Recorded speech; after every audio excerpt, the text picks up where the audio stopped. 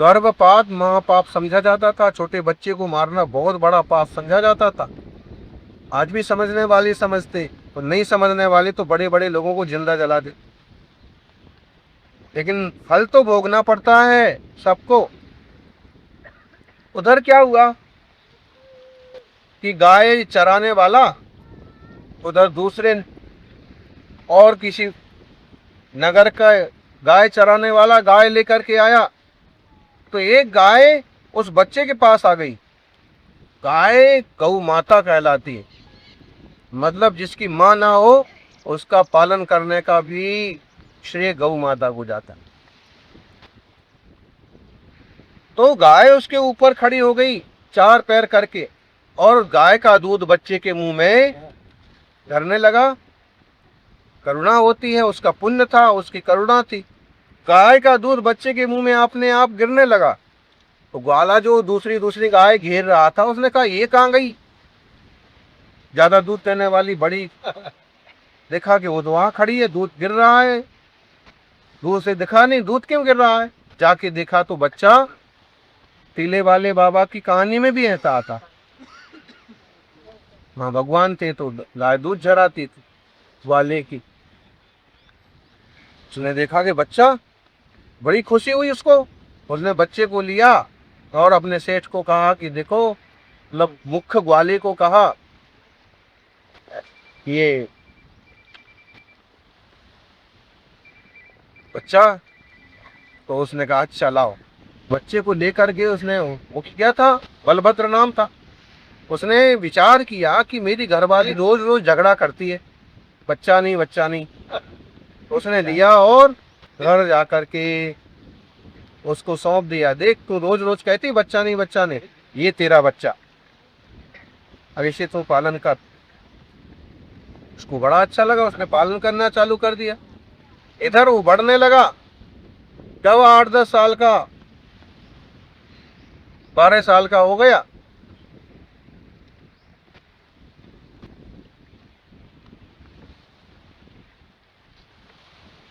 तो वो सेठ जी जो थे ना, किसी व्यापार के निमित्त से इस तरफ आए, और इतने छोटे, जिनने छोटे में भी नहीं देखा उसको इतने बड़ी अवस्था में देख के विचार में पड़ गए कि ये जो है ना, ये मेरा दुश्मन है। खोटे विचार कैसे मिलते हैं। तो छोटी अवस्था में देखा होगा, इतना छोटा बच्चा इतना बड़ा होने के बाद ये मेरा, फिर अंदाज किया, पता किया। भोले वाले होते ग्वाले किसान लोग तो हैं। किसान, उनसे पूछा, उसने तो बता दिया कि भाई ऐसा ऐसा था कि सेठ जी मुझे ऐसा मिला था। अब आप हमारे अन्नदाता हैं इसलिए आपको बता दिया, आप किसी को मत बताना। उसको पक्का हो गया कि ये बच्चा वही है। तो उसने कहा इसको तो मारना चाहिए, कैसे, अब क्या किया जाए। तो उसने क्या किया, एक छोटी सी चिट्ठी लिखी, चिट लिखी कि मैं तो अभी व्यापारिक काम पर हूं, मेरा इंतजार मत करना, और इसे विष दे देना, विष जार दे देना। और वो चिट्ठी दे दी उसको, पल्ले में बांध दी उसके। उसमें सेठ जी से कहा कि सेठ जी मेरी चिट्ठी मेरे घर भिजवा दो। तो उन्होंने कहा कि एक बाल से कहा चिट्ठी घर भिजवा दो। तो बाल ने कहा कि ठीक है बच्चा आपका ही है, भेज दो। और उसको चिट्ठी छोटी सी बांधी, वो तो पढ़े लिखे इतने थे नहीं, और दूसरे की चिट्ठी पढ़े क्यों, लेके गए। भागते भागते चलते चलते, युवा है बच्चा है तो क्या हुआ, थकान तो हो गई। सोचा कि अब गांव आ ही गया है, अब अपन जो है थोड़ा विश्राम कर लेते हैं। तो ऐसे ही सागर किनारे पेड़ के नीचे विश्राम करने लगा। विश्राम करते करते नींद आ जाने में, जब चल चल के थक जाते हैं ना तो बैठे बैठी नींद आ जाती है, तो नींद आ गई। इसने में नगर की वेश्या की पुत्री, उसे भी आप वेश्या ही कह सकते हैं, वो उस तरफ से निकली। उसने देखा इतना सुंदर लड़का ये पेड़ के नीचे सोया हुआ है, ये तो बहुत भाग्यशाली मालूम पड़ता है, लेकिन धरती पर क्यों सोया है। पास में आके देखा, इसके गमछे में क्या बंधा हुआ है, इसके दुपट्टे में उसने खोल के देखा कागज। देखो जब नसीब अच्छा होता तो कैसे युग बन जाते। कागज में लिखा हुआ था इसे विष दे देना। तो उसने विचार किया कि इतने अच्छे लड़के को विष दे देना, इसने किसका क्या बिगाड़ा है। अरे हमारा सेठ ऐसा ही है, नगर सेठ। अब देखो मंदिर का माली और वेश्या, इनको सब पता होता है गांव में कौन कैसा है, क्योंकि उनका भाग्य कमतर है कि उनको ऐसा जीवन मिला। बाकी उसको पता था ये सेठ कैसा है, इतने सुंदर बच्चे को क्यों विष देना चाहता है। और तो उसने क्या किया, आपकी आंख का काजल, एक काड़ी से लिया आंख का काजल निकाला, और उसे पता था कि इसकी लड़की का नाम विशा है। तो उसने एक आंख की मात्रा खींच दी, मेरे आने का इंतजार मत करना। वो जैसे ही वो उसकी जब नींद, ये तो अपना काम करके चली गई। ये कहते हैं कहानी में लिखा, ये जो लड़की थी ये वही मछली का जीव वो, हाँ मछली का जीव मर करके यहाँ ये लड़की की पर्याय में उसका जीवन बदल गया। तो वो ये जीव था, तो उसको उसके प्रति दया आई, इसने उसके लिए दया की थी। तो फिर क्या हुआ, जैसे उसने चिट्ठी दी तो सेठ के लड़के ने जल्दी चिट्ठी खोल, पिताजी का संदेश इतना भागम भाग में क्या मामला है। उसने पढ़ी चिट्ठी पढ़ के एकदम खुश हो गया। पापा बहुत परेशान थे कि बहन बड़ी हो गई है। उस समय में 10, 12, 13, 15 का होना भी बहुत बड़ा माना जाता था। तो अब बहन की शादी का बहुत परेशान थे। अच्छा हुआ, अरे माँ को बताया इसमें लिखा है कि मेरे आने का इंतजार मत करना, पैसा दे देना तुम लोग। हाँ तो हाँ, शादी के लिए मेरा इंतजार मत करना। तुरंत पंडित जी को बुलाया। पंडित जी ने कहा कि भैया आज से बढ़िया मुहूर्त तो, अगर इस मुहूर्त में इसकी शादी करा दी तो ये नगर सेठानी बनेगी। तुम्हारी बहन, अब बहन अच्छे घर में जाए, भाई को क्या बुराई। उसने उतना गणित नहीं लगाया कि ये नगर सेठानी बनेगी तो मेरा क्या होगा। बहन है अच्छे घर में जा रही है, उसने कि अच्छी नगर सेठानी बन। हाँ तो हाँ, और वाह हो गई कल्याण। फिर उधर क्या हुआ कि काम धाम करके 1-2 दिन में सेठ जी आए, तो देखा ये तो बढ़िया घर के बाहर ओटले पर बैठा दातून कर रहा है। सुबह सुबह अरे उनने देखा कि ये तो बेटा जिंदा बैठा। अपने लड़के को बुला के बहुत फटकारा, तूने मेरा काम नहीं किया, मेरा काम नहीं किया। तो उसने कहा कि पिताजी क्या काम।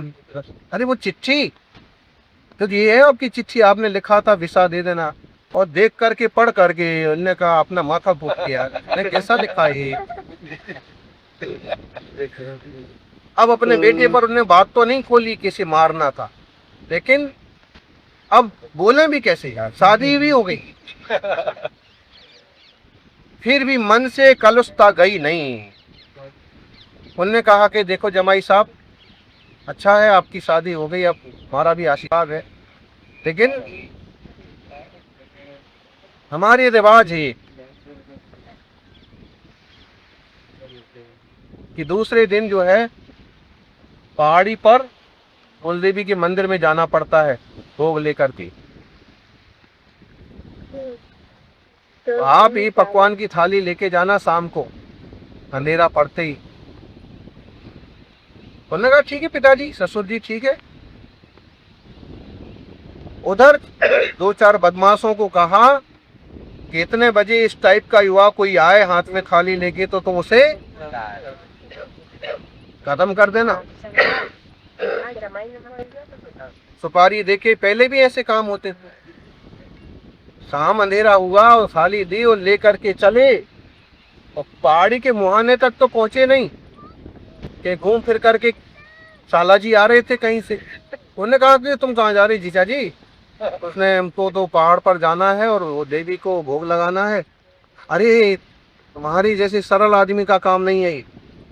वहाँ तो इस समय बियक्कड़ लोग पड़े होंगे, गलत खाने पीने वाले, पता नहीं अंधेरा होने के बाद क्या क्या कर्म करते लोग। तुम रहने दो, लाओ मैं लेके जाता हूँ। हो गया है। और वैसे भी आप हमारे अतिथि हो, अभी 2 दिन तो शादी के हुए नहीं, प्रसाद मैं चढ़ा देता हूँ, आप बैठो आराम से। वो थाली लेके वो, और जैसे 10-5 चिड़ियाँ तो चढ़ा नहीं, क्या उसे भी क्या पता था, और बदमाशों को तो थाली लिए हो, युवा हो, ऐसा हो देखा, और हम उम्र के ही थे, एक उम्र जैसे ही थे। ये वापस आ गए। सेठ जी ने कहा कि भाई तू ऊपर गया कि नहीं? मैं तो जा रहा था, लेकिन मेरे को साला जी मिले और थाली छीन के ले गए। अरे उन्होंने कहा कि अब तो काम नहीं आया, खराब बिस्किट बन गए, सब खता किया, मालूम पड़ा कि बेटा तो चला गया। अब बोले भी कैसे कि मैं तुझे मारने को भेजा था? वो बता किसको बोले? फिर भी मन की कलुषता नहीं खत्म हुई। उसने मछली की 5 बार रक्षा की, इसकी रक्षा होती जा रही। जीवन बदलने के बाद सेठ जी बुरी तरह परेशान हो गए। सेठानी ने खूब गालियां सुनाई। 4 बार हो गया, 5 बार हो गया, तुमसे कुछ होने वाला नहीं है। अपना बेटा ही मरवा दिया तुमने, अब तुम रहने दो, तुम्हारी बुद्धि सटिया गई। अब मैं करती, अब मैं इलाज करती हूँ, मैं इस कांटे को हटाती हूँ। बताइए, माँ को तो सोचना चाहिए था कि बेटी विधवा हो जाएगी, नहीं, वो पद प्रतिष्ठा के चक्कर में नगर सेठाई नहीं चली जाए। अब बेटा ही नहीं है तो अब किसकी नगर सेठाई? तो मैं इलाज करती हूँ। और उसने क्या किया, अच्छे से लड्डू बनाए, गुड़ के लड्डू, शक्कर के लड्डू। क्योंकि में बनते कि नहीं, गुड़ वाली महाराज के लिए ये, शक्कर वाले काले होते हैं। गुड़ वाली थोड़े काले काले थे, शक्कर वाली एकदम वाइट। उसने कहा कि अब क्या करें? उसने कहा बेटी, अभी तुम्हारे पिताजी और तुम्हारे श्रीमान जी भोजन को आए तो उनको भोजन परोसना, लड्डू भी परोसना, लेकिन ध्यान रखना पिताजी को काले काले लड्डू और तुम्हारे पति को सफेद सफेद लड्डू। क्या करना? तुम्हारे पापा को काले वाले देना, और तुम्हारे पापा है उन्हें बुरा नहीं लगेगा। और कहा कि मम्मी ठीक है, तुम नहीं पड़ोसन के यहाँ काम है, मैं काम करके आती हूँ, तुम ही रोज देना।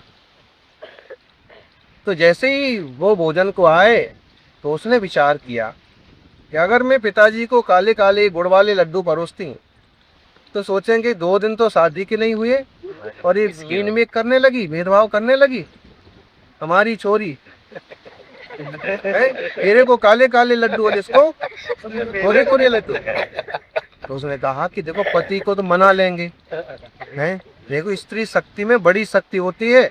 आजकल ये तलाक जैसी चीजें हो गई ना, एकदम बेवकूफ लोगों का काम है। अगर लड़की समझदार है तो अपने घर वाले को ऐसे कंट्रोल में रखेगी। कैसे?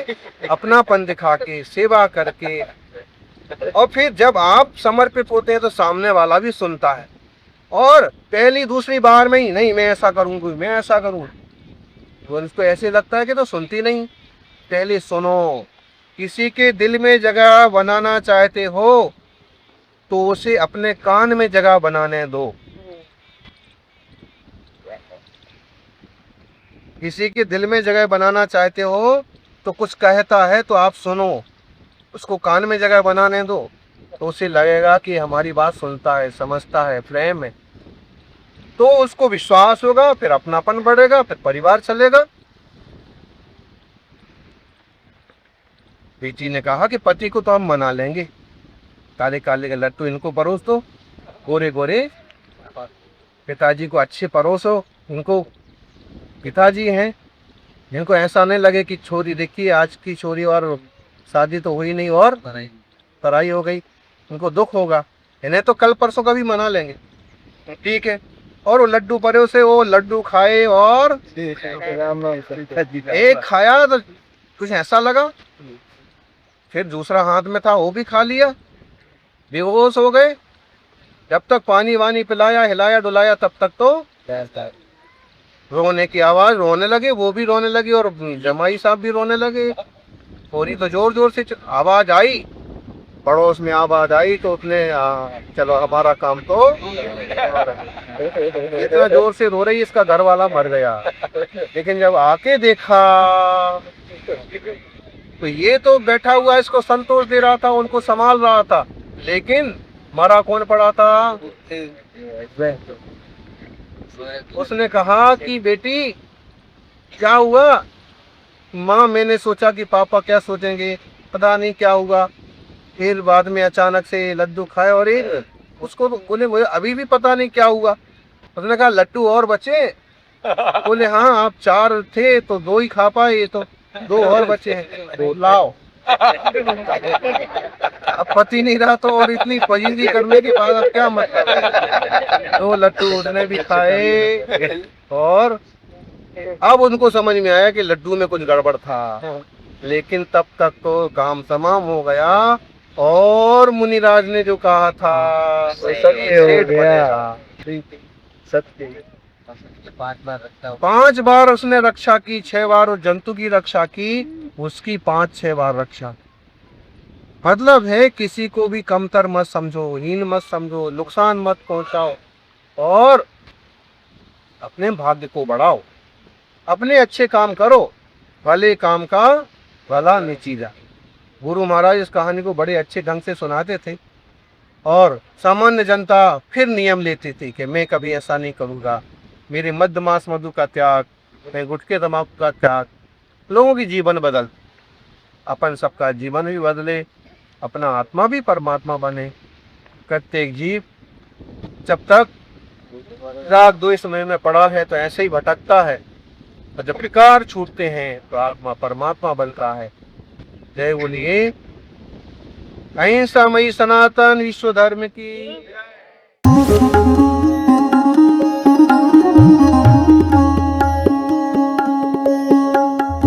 उत्तर प्रदेश की राजधानी